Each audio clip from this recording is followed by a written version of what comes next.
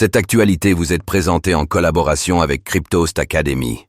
Ayez un temps d'avance sur le marché crypto en rejoignant notre communauté premium. Bientôt des ETF Solana, SOL, spot sur le marché. De nouvelles demandes ont été déposées auprès de la SEC.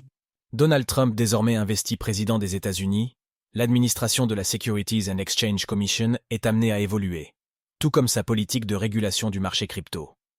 Les gestionnaires d'actifs l'ont bien compris et multiplient les demandes pour pouvoir émettre des ETF axés sur diverses crypto-monnaies comme le Solana, SOL.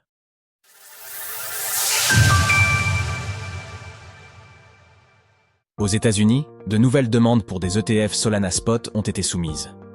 Pour le compte de 4 gestionnaires d'actifs, le Chicago Board Options Exchange, CBOE, a déposé un dossier contenant leurs demandes pour pouvoir émettre des ETF Solana, SOL, Spot.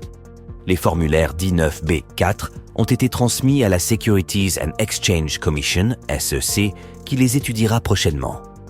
Les gestionnaires d'actifs concernés par CES demandes sont Canary Capital, VanEck, Bitwise et 21Share.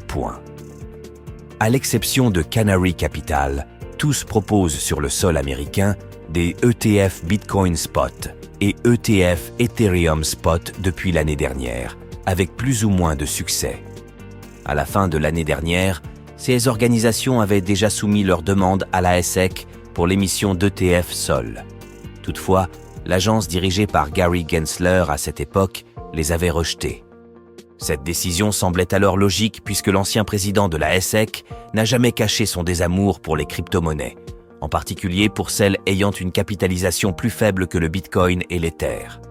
Entre-temps, Gary Gensler a démissionné suite à l'investiture de Donald Trump en tant que 47e président des États-Unis.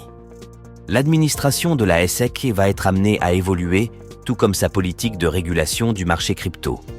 Ainsi, la démarche de CBOE au nom de CS4 gestionnaires d'actifs va permettre de relancer le processus d'examen des demandes d'ETF.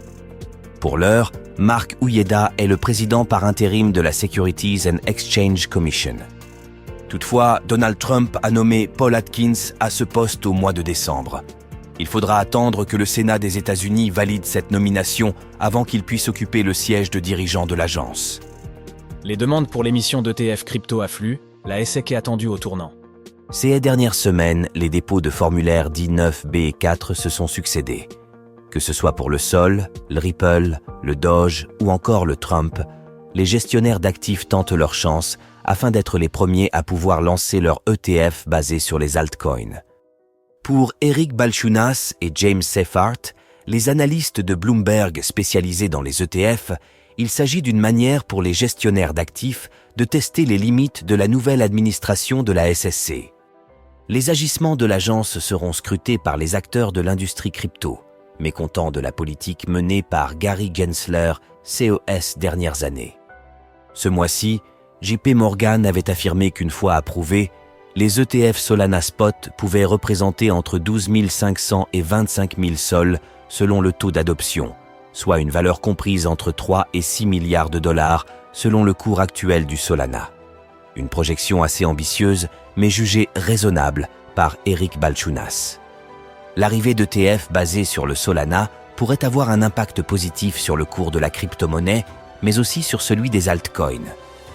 En dehors de quelques jetons primaires, BTC, ETH, SOL, la nature épisodique du marché des crypto-monnaies est déterminée par le sentiment variable des investisseurs et par les nouvelles pièces à la mode qui peuvent attirer une attention supplémentaire pendant une durée limitée. Conclut l'institution bancaire. Retrouvez toutes les actualités crypto sur le site cryptost.fr.